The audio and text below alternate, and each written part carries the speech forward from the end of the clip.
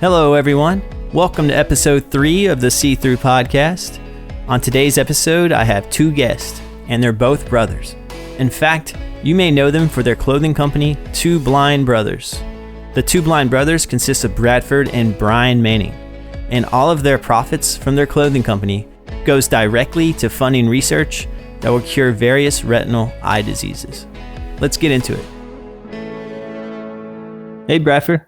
Hey, Lance, how's it going? Oh, it's going good. I guess we're waiting for Bryan. Hey, everybody. Hey. All right. So everyone's here. Cool. So let's get started. Welcome to the podcast, and thank you for your time. Happy to be here. So you both have Stargardt disease. To give the listeners more context, can you explain what Stargardt disease is? Sure. And this is Brad. This is the older brother of the Two Blind Brothers. But Stargardt's disease is a juvenile form of macular degeneration where you lose your center vision over time. And the way you end up losing your vision is because of a problem metabolizing vitamin A in your eye. Because that metabolic process is not efficient in Bryan and my vision, it creates a byproduct that builds up over time and creates scar tissue and kills those cells in the center vision. Typically, folks with Stargardt's maintain a lot of peripheral vision. They can maintain it throughout their entire life. Our vision acuity is around 2400 on sort of the vision acuity 20/20 scale. And I was diagnosed at age 7 after having symptoms at age 5, and Bryan, who's 5 years younger than me, was diagnosed around the same age. Yeah, that's actually super interesting to me because I have retinitis pigmentosa, which it's kind of the opposite of that because my peripheral vision is impacted. So it's kind of like similar yet the opposite. If you put us together, we'd each have one good eye, which would be, which I would take.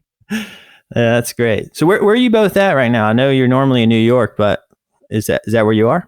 Yeah, no, we left New York, which was supposed to be a week about 3 months ago.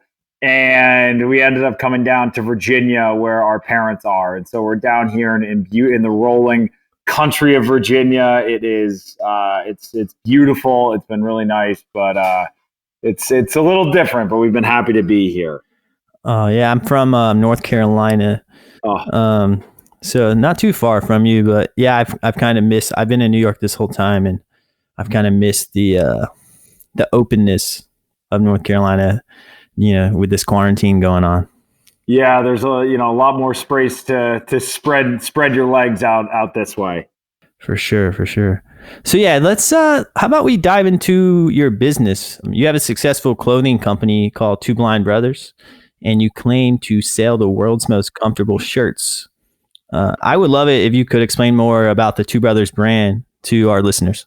Yeah, I'm happy to. Sure, Bryan can take that one. Oh, he's so kind, and we think so much alike.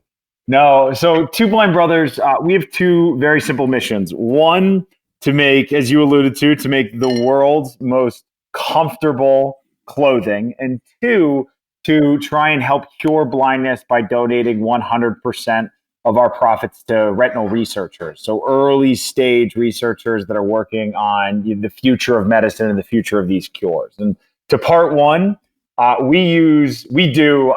might be biased. Some people could say that. However, I believe that we make the softest shirt on the face of the earth. And it is this unbelievably beautiful, luxurious, soft, comfortable tri-blend fabric of cotton, bamboo, and spandex. And this cotton makes it this shirt. This gives it its strength, gives it its versatility, allows the shirt to stay the same shirt that you put on day 1 as it is day 100. But the bamboo is where that magic comes in because it's these long tie point fabric that you run your hand over. You can feel the smooth, you can feel the texture, you can feel the comfort. But it's drapey, so that's where the cotton comes in. And the spandex, the final 7% of it, allows you to move, breathe, and live within the shirt, and it feels like a super comfy second skin rather than a piece of clothing. That sounds amazing. Yeah. So, like, besides making a very comfortable and stylish shirt, the profit from all your sales, they go to Foundation Fighting Blindness, right? Correct. So that was sort of the one of the original inspirations for us with the brand was to try to do something good for FFB, which has been around for 45 years. Really helped create the field of inherited retinal disease therapies, and we've been familiar with them since we were kids. We started helping them with certain events in New York, and they're really there to help find sort of the next prominent class of researchers that are coming up with new therapies, new gene therapy, stem cells, pharmaceuticals, et cetera, to treat all of these different inherited retinal eye diseases. And and so they attack the problem from the early stage, where a lot of capital and commercial companies are just see too much risk in the science. And so the foundation helps give grants to those early researchers so they can prove out their concept, attract, industry partners, and hopefully create therapies so that they can help improve, restore, protect people's vision. Oh, that's amazing. Yeah. So it sounds like Foundation Fighting Blindness is pretty critical to the goal of the two blind brothers business. They've been critical to us, but not only us. I mean, they, over the last 40 years, have essentially created the field of retinal eye disease research. When Gordon Gunn, the founder, was trying to find a way to help cure as many people as he could, as well as himself, because he also had RP, he basically couldn't find anything. And he started the Retinitis Pigmentosa Fund, which became the Foundation Fighting Blindness 40 years ago. And the treatments that we're seeing come through today, the 20 clinical trials that are happening right now, are due in large part to that early effort and that continued effort by FFB to create this field, drive this field, and make this field very interesting to some of the smartest people in the world. Yeah, I'm definitely appreciative of it. And I think it's awesome. That's kind of what drawn me to reaching out to you guys, was the fact that that's where all your profits go to. And, Brad and I love to do, any of this stuff to try and spread a message of inspiration and empowerment. And, we are very grateful to, large organizations and small and just getting going, because we would not be where we are today without the work, without you inviting us onto this podcast and somebody hearing it and going to buy a shirt or introducing us to somebody else they know. And, it's these little media moments that have had some of the largest and most profound impact on our business. Well, I appreciate it. But we should be very careful. We do need to be careful because, Bryan could turn into a prima donna if we keep complimenting him too much. He actually just got married. He just got married a week ago. So there's been a lot of attention towards Bryan. And I just want to make sure we don't let it go towards his head. Brad, you used the word could. I think that what you were looking for is. So that's the difference. All right. So for the next 10 minutes, Bryan, you're not allowed to speak. How's that sound? All right. Well, good to talk to everybody. Hope you have a wonderful day, and I'll see you on the other side. I was just joking. Lance, I have a feeling we're going to be good friends. Oh, that's funny. Okay. So we got a little off topic there. That's fine. I like these kind of little casual moments. I just want to have a conversation with you. So that's completely cool. Feel free to go off in whatever direction you want to go. But yeah, each shirt comes with a metal tag with Braille on it. Can you elaborate on the Braille found on your shirts? Sure. Well, since Bryan is silent, I'm happy to jump in and tell you that the metal tag was really kind of it was interesting. When we started the clothing brand, all of a sudden, all these great kind of branding moments popped up for us. And we kind of have been able to put what has been, our experience with our vision into the clothing. So for example, when they didn't know how quickly or dramatically Bryan and I would lose our eyesight, we went to Braille classes all through middle school and high school. And even though we've maintained enough vision to read large print text. It's been kind of this, it was a bonding experience for us because it was unique to us at the time doing it. We didn't know anybody else who was learning Braille, and it became a competitive thing for us. And so now to be able to use it to brand our clothing, not only to brand our clothing, but to actually provide accessibility in a way that we think is unique, aesthetically beautiful, and cool, because we print the color of the shirt on a lot of our clothes. It means something to us other than just being a logo, and it's played a really important role in our in our experience with the brand. Yeah, that's amazing. Yeah, they also have like specific phrases on the Braille. Yeah, so in some of our graphic tee line, we like to have a little bit of fun with it, where we'll use Braille inspired messages, so like the word perspective, but all of the E's are we call it brailled out, so they're turned into Braille, and the word is upside down, or mind over matter, or we have a spiral tank that's all Braille that says if you can see this, you probably can't read this. And so, we try because we just think Braille, as Brad said, is really very, very beautiful and very pretty. And it's such a symbol, and it's so interesting. And we're just so thrilled that we get to use it, and we get to kind of put it out into the world in a fun and more unique way.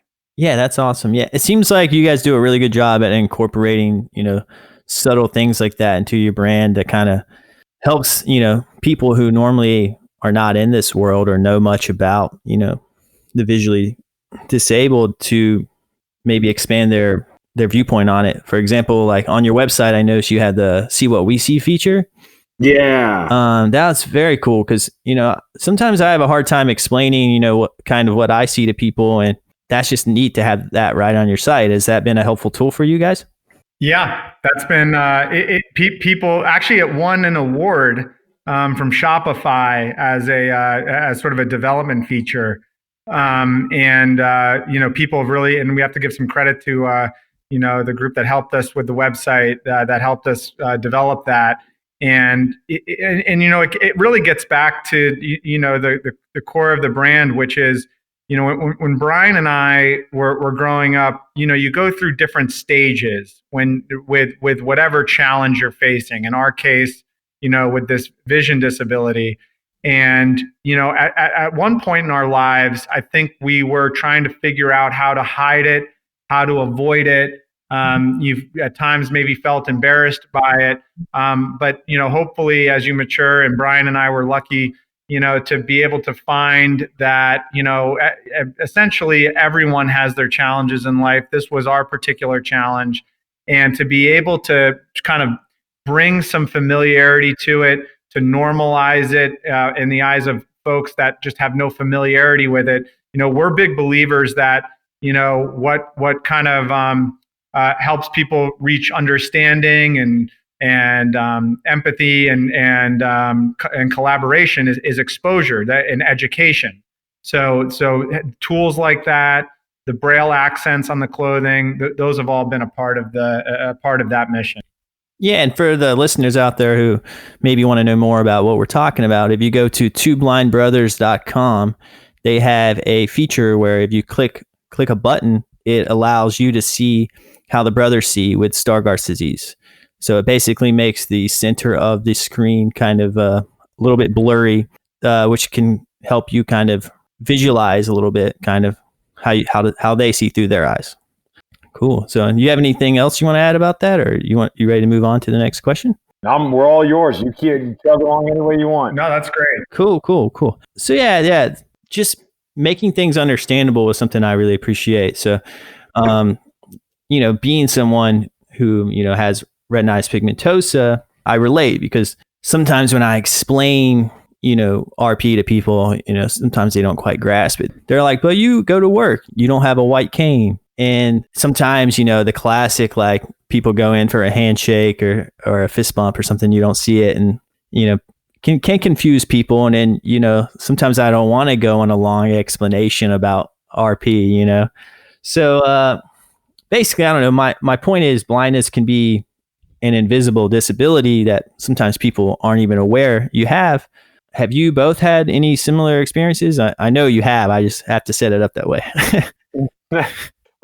All the time. I mean, it really is a constant thing. Like you said, I usually go with the old, oh, I forgot my glasses. Can you, what sandwiches do you guys have today?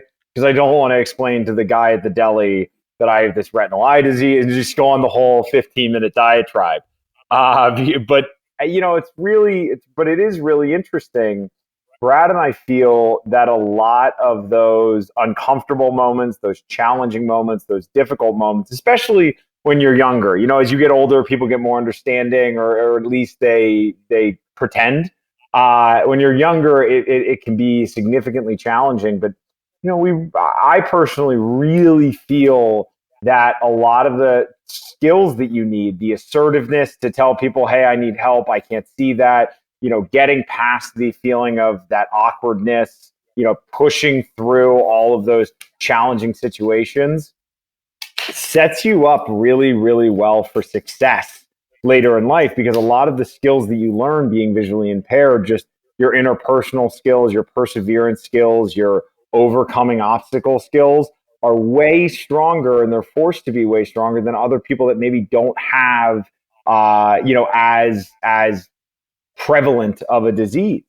And so, as awkward as those moments may be, and as challenging as a lot of them may be, the fact that you go through them and you conquer them, you come out the other side of them, I actually think is a net positive for life. I don't know if you feel differently, but I strongly believe that, there's been a lot of parts of visual impairment that have given a lot more to me than they've taken away. Oh, sorry, I'll just add that, some of the moments that have been like that for us are, Bryan and I trying to recognize the face of somebody that knows us but doesn't maybe know that we have an eye condition. This happened a lot in college and in high school. Some of the most embarrassing moments, walking into the wrong gendered restroom. Hopefully that doesn't happen too often. The other day, we were driving from one house to the house next. I was at a house. I needed to. Somebody showed up and said, "Hey, can you drive me to the house next door?" And I can't drive, so it's like this awkward moment where I have to be like, well, actually, I don't have a license. I can't see well. And what Bryan was sort of getting at, which is just so interesting to us, is that, a lot of these awkward moments, these moments where you feel isolated, there's really a big trap for people who face these, that all of a sudden they start associating these little awkward moments with their ability to fit in reality and compete. And essentially what happens is they let these meaningless, awkward, surface level moments affect their self-esteem and their confidence, which is an extraordinarily important factor. To miss someone's handshake or say someone's name wrong or not, then when they come up, that is like the very, very, very, very tip of the iceberg in terms of the impression and the relationship and the communication you can have with somebody. But people let that little awkwardness dictate how they feel about themselves and their ability to have a much deeper and richer experience. And so we see that as a big trap. And it's so important for people to know that they will fight through and navigate these awkward moments and find the strengths and the inner confidence, which will tell them that these things don't matter. I completely agree, and I appreciate you saying that. I recently had to renew. It came time for me to renew whether or not I get my license again, and I decided, like, nope, no more driving. It felt too risky. It gave me too much anxiety, thinking about being out on the road, and especially I just moved to New York City about 2 years ago, so I was like, I don't really need a car anymore. Yeah. So it's actually a big relief to know that I don't have to drive anymore. And now, like, when I had a license, I really didn't have an excuse, to like meet a friend out somewhere or whatever. But now it's like, can you pick me up? So I had a license for about 2 years, 2.5 years. No accidents, no tickets. But I'll tell you, I had to bring an extra shirt if I was driving more than a mile because I would just be in basically a panic sweat for every minute I was behind that steering wheel. It was never a fun experience. It was more necessity. yeah, I completely agree. So on a similar note, I watched your TEDx talk, and one of my favorite parts from it is where it's kind of what you just talked about. You said the biggest irony is that vision loss has given more to you both than it has taken away. As someone who, I'm trying to use my vision disability to fuel this podcast, I found that very relatable and, very inspiring. You are an inspiration to many. Did you have anyone to look up to like when you were younger? And how important is it to have a community around you that relates to what you're experiencing? For me and, for Brad, I would say we had just phenomenal parents. I mean, our mom and dad never let visual impairment be an excuse. It was always it was always a hurdle that we had to overcome, but it could never be the reason we didn't succeed at something. And they would steer our lives a little bit, away. They basically had me stop playing t-ball because they realized that was not going to be great, but soccer has a big ball. And so you're going to go play that right now. And they never let visual impairment be an excuse. And, Brad was 5 years older than I was. And so when I would be going into high school, or I would be like, oh, Brad took these classes, he played these sports, he did these things, he had these friends. I guess it is possible. So I better go do it, and I better go do it in a big way. And, to having a community and having somebody to look up to, or to have people in a role that you aspire to be, is unbelievably important and unbelievably helpful, because it is so challenging. If you don't know something's possible, it's very challenging to get yourself there. And Brad and I, that's why we try and, talk as much as we can and put out as much as we can, because, we think sometimes in the blind and visually impaired community, a false ceiling is created. And that's not fair, because we know lawyers, we know bankers, we know successful entrepreneurs, we know people that have climbed the tallest mountains in the world and have some of the most success on the planet, and they're blind and they're visually impaired. So it's absolutely possible to achieve anything. Maybe fighter pilot might be a little tough, but at the end of the day, it's all possible, and having people in those jobs or in that role or do the thing that you want to do helps so much to actually being able to succeed yourself at it. Yeah, I agree completely. Yeah, Bryan nailed it. I don't have anything. I don't think have anything else to add other than, just the most important skill any of us can learn in life is how to push our comfort zones and to build resilience, how to face rejection. And it just so happens that a lot of these disabilities are kind of an open invitation to face that.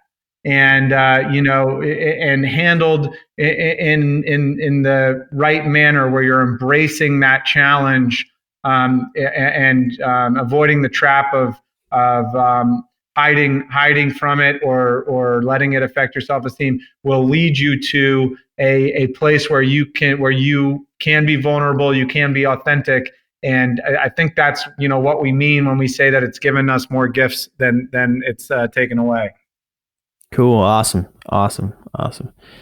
Yeah, thanks for sharing that info, and I'm sure other listeners will appreciate that too. So a slight change of topic. I told you earlier I moved from Raleigh, North Carolina 2 years ago to New York City. I know you guys, you're not in New York currently, but that's where you live. What prompted the move to New York, and do you see New York City as your long-term home? Sure, I can jump in. So the reason that we moved to New York is job opportunities. It was exciting. We're coming from Central Virginia. There's a lot more fun. There's a lot of young professionals up there. And I'm a big fan. I recommend all the time to people to pick one of these top 10 cities in the U.S. and go live there, because It will help you grow culturally. It'll help you grow professionally. There's a lot of opportunities to have a lot of fun, maybe too much fun sometimes. But we've absolutely loved it. I don't know if we'll be there forever because your needs change over time. As you have families or you want a slower pace or whatever it is. But we love New York. We've had a lot of great years there, and especially for people who who don't drive, it sort of takes that whole element off the table. It sort of it levels the playing field from at least that standpoint. And so that's why we love New York. Yeah, I completely agree. I've loved it since I moved here. I moved here mainly because I'm a video editor and there's just a lot of work here for me. And then probably equally as important was just public transit. It's just like you said, it's a weight off your shoulders to not have to worry about, driving. Yeah, before I lived in Boston and then I came back to Charlottesville, Virginia, where we're from, and for 6 months to take a job, and it was kind of amazing how much more challenging things became. Like the dry cleaner was like a mile and a half away, where to everyone else it was just, I'll just shoot over there quickly. For me, it was get a friend or call an Uber, get over there, drop off the stuff. It just living in a city where you don't have to drive and everything is right there and convenient and public transit's great opens the door, and as Brad said, just levels that playing field so tremendously. Yeah, I agree. So yeah, you recently moved your clothing production from New York City to the Dallas Lighthouse for the Blind, which to those who don't know is an organization that employs over 70% visually impaired people. Can you explain a little more about that to our listeners? Yeah, so a few things have happened since then. So so for example, we work with Industries for the Blind. Actually, I believe it's near Raleigh in North Carolina. Dallas Lighthouse, we love Dallas Lighthouse. They got acquired by an organization called Envision. And it was to do the types of clothing production that we were doing just wasn't in their strategic goal. So they, in a very friendly way, in a very polite way, I guess fired us as a customer. Yeah. But we still love them, and we still have an open dialogue with them, and we're looking for opportunities. So we have some production in LA, we have some production overseas.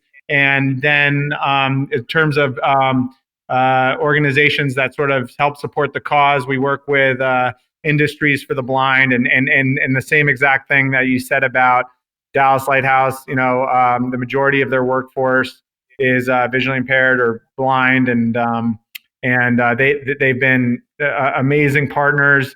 They help produce our sunglasses, which is one of our most popular products. And that's been a great part of our story, because when we first started this, we had this close connection to Foundation Fighting Blindness. We've always been focused on the research, but very quickly into the early days of the company, we realized that there's a big community piece to this as well. And when we found out that we could hire organizations like IFB or Dallas Lighthouse, it just was amazing, and it's been a great partnership. Yeah, that sounds like almost like a perfect combo, So yeah, I hope that can continue for the Two Blind Brothers business. I really like that aspect of it. So speaking of the sunglasses, I have retinal disease, so I'm trying to keep my eyes protected all the time. Can you pitch your sunglasses and why it's important to have a nice pair of sunglasses? Oh, can I? I've been waiting for this moment my entire life. No, we basically the Cavalier sunglasses, we went to a bunch of experts on this, because as you alluded to, having polarized and having UVA and UVB protected eyewear is critical to not only people with visual impairments eye health, but everyone's eye health. It is the only known way to slow down the progression of our disease. And what happens is, a lot of times, if you don't have nice, high quality polarized sunglasses, the sun damage on your eye is just extraordinary. And low quality glasses that are not polarized, don't have the UVA, UVB protection, are actually worse for your eyes because they just shade your retina instead of actually protecting it. So what we did is we went to a bunch of industry experts and they said, here are all of the things that you could put in a glass. And we said, great, let's do it. So it's 100% UVA, UVB protected. It's polarized. It has a mirror coating on the front to deflect some of the sun rays. We actually even went so far as to put a matte coating on the inside of the lens for when the sun's behind you so it doesn't reflect back into your eye. And then we made hyper lightweight but durable frames so you feel like you can wear them all day. But the big one is that Brad and I were really frustrated because you would buy these $150, $200 pairs of sunglasses that they were necessary for your vision, and then you'd lose them. And then it would be awful because you'd have to make a decision. Do I spend another $200 or I just hold out and wait? And which is just terrible because you need sun protection. And so we came up with a policy that says if you buy these Cavalier sunglasses and you lose them, you break them, you throw them in a river, if anything for any reason happens to them, we will send you a brand new pair basically at cost because it's vital for people to wear them. It's vital for people to have them. And we don't want to make you decide between eye health and your wallet. Yeah, there you go. So if your listeners out there, you can find those sunglasses at the2blindbrothers.com. I didn't know that you replaced them if you lost them. That's yeah. I trust me. Brad is our worst customer. He loses sunglasses like every 4. It's honestly amazing to watch how quickly he loses sunglasses. Wow. Yeah, I've definitely lost a bunch of pairs over time, and now I kind of I've gotten a routine of keeping mine safe. So, but yeah, that's it. That's great. I love that. Feel free to send over that memo because I could definitely use the help. That's great. Yeah, and also on the website you currently have a Shop Blind campaign going on. It's going on through June 9th. I love that the originality and messaging of that idea. Can you tell the listeners more about your Shop Blind campaign? Sure. So this has been sort of a transformational kind of idea for our brand, and the story is that Bryan and I have always benefited from using the trust we place in other people. So we talk about it as one of the greatest tools that we've used to help us navigate and get around the world with our vision. So for example, if we can't see something, sometimes the easiest thing we can do is ask the person next to us what it says or what they recommend or how do you do X, Y, and Z. And almost all the time, that little act of kindness lifts us up and has helped us, accomplish whatever that was that we wanted to accomplish. And so we came up with this idea that we would try to pass on that experience to the visitors to our website. So when you come to the twoblindbrothers.com landing page, there's no product images, there's no product descriptions. There's just a simple question. Will you shop blind? Will you put your trust in Two Blind Brothers and buy something that you cannot see, period? And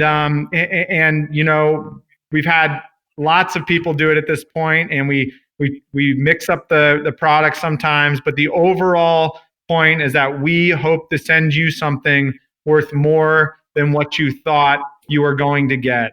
And it's been a wonderful experience. It's created a great dialogue with our customers. It's sort of a kind of a different and fun experience. And we've benefited a lot from it, and it's something that we plan on doing, very regularly throughout the whole year. Yeah, I love that. In fact, I promise you, right after this podcast, I'm going to go on and I'm going to shop blind. So be on the lookout for my order. Well, I'm gonna be sitting there waiting to see your name, and so I just telling you, don't break my heart. Oh, I won't. I would never do that. So the next thing I want to get into is social media seems to be very important for the growth of the Two Brothers business. The attention you received from social media, it landed you on the Ellen Show. Do you have any advice for anyone with a disability who is trying to launch something they are passionate about? Wow, what a great question. Yeah, absolutely. A ton, but I would say the few big ones are the age we live in, as you alluded to, is the social media age. And anybody can and should follow their passions, and it can be done fairly cheaply. Brad and I, when we started Two Blind Brothers, we made, or I'll say this, Brad made a terrible website. We got a few hundred shirts produced, and we had a good friend who was a Starbucks barista and a videographer as a side project. And we shot a little video, 4-minute video in Brad's old apartment telling the story of Two Blind Brothers. And, talking about being brothers, about the shirt we made, and about this. And our goal was to just reach out and talk to the visually impaired community, make some shirts, hopefully donate some money to charity. And here we are 4.5, 5 years later, 4 years later, sitting here talking to you. And it all started with very low expectations, very low aspirations, but our true, authentic story, who we are, why we were starting this project, and what was most important to us, and trying to focus, like you are, talking to a very small, specific niche community. And with social media, you can go out and you can find the community that cares most about what you're doing. And once you have them as your base and as your tribe and as your community, you can expand out. But it really, I can't say this enough. If you have a passion, if you have a goal, if you have something you're striving for, now is the best time to go after it. And you should just start. Don't overthink, don't overcomplicate, don't think that you need everything to get going. You can really start today with a few small goals, and you can get running. The same way you probably with this podcast, you had the idea, you got some stuff in place, but you said, okay, I'm just going to start going, and we're going to get better along the way. But I want to just start putting as much out there after I get the groundwork laid. Yeah, I definitely hope I get better along the way. Learning. You're doing pretty well so far. I appreciate it. Yeah, this is exactly why I started the podcast, to have conversations with people in similar situations to me that kind of helped me find relation in a community of people. Because growing up, I really only had my mom and sister. They both have RP as well, because it's a genetic disease. So it's nice to reach out and expand my my base of people I can talk to. So I appreciate that. So at the end of each podcast, I let my guests shout out a specific nonprofit or charitable organization that they want to highlight. I know we discussed Foundation Fighting Blindness in the Dallas Lighthouse for the Blind. Are there any other organizations you want to shout out, or do you want to just maybe give even more of a shout out to something you already mentioned? I will give a enormous shout out to the Foundation Fighting Blindness as a national organization, but wherever you are, there is more than likely a local Foundation Fighting Blindness chapter. And these chapters get great people together. They get people together. They help raise money. They can be a great community and a great sounding board. So I would highly recommend, if you're somebody listening to this and you live basically anywhere, go on the blindness.org website. That's the Foundation Fighting Blindness. And look out for a local chapter and try and get involved and try and help, because as we've talked a lot about on this podcast, community is everything. Having people around you to cheer you on and to inspire and motivate you is greatly important. So go find, if you want it or you need it or you think you'd like it, go find that community and start thriving with them. Yes. And yeah, I'll second that. And if none of that is appealing to you, I have the Send Bryan to Space Foundation, where we sneak him into the cargo hold of one of the SpaceX rockets, and it's for science. He won't have a suit or oxygen supply, but we will be getting data, and I'll be setting up that website soon. I've been working very hard on extending how long I can hold my breath just for this moment. I love that idea. I do fear for you without having a suit. It's not about safety, it's about science. Well, guys, thanks again for coming on, and I found what you talked about with me very relatable, and I am gonna have to spend some time kind of processing it. I appreciate it. So, thank you. Well, thank you so much. And if anybody out there wants to learn a little more about Two Blind Brothers, we're TWO Blind, BLIND, brothers.com, or you could find us by the same name on most social channels. Yeah, that's great. And I also will provide a link to the Two Blind Brothers website in the show description. So you can find it there. And there you can also find the Shop Blind campaign as well as the Cavalier sunglasses. So I got you guys covered. Thanks, Lance. Thank you, sir. Well, that does it. I appreciate it. Thank you so much. And take care. Bye, Lance. All right. We'll talk to you soon. Bye-bye.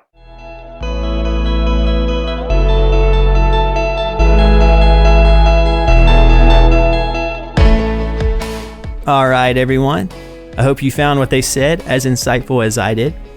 Again, you can visit their site at twoblindbrothers.com. You can also follow them on social media using their handle at @2blindbrothers. Per their recommendation, you can join your local branch of Foundation Fighting Blindness by visiting foundationfightingblindness.org. I really hope you're enjoying these episodes. And if you think you know someone who would be a good guest on the podcast, feel free to send me their info by emailing the seethroughpodcast at gmail.com, or you can find me on all social media channels using the handle at seethroughpod. Episode 4 will be your way soon. Until then, stay safe. Thanks, everyone.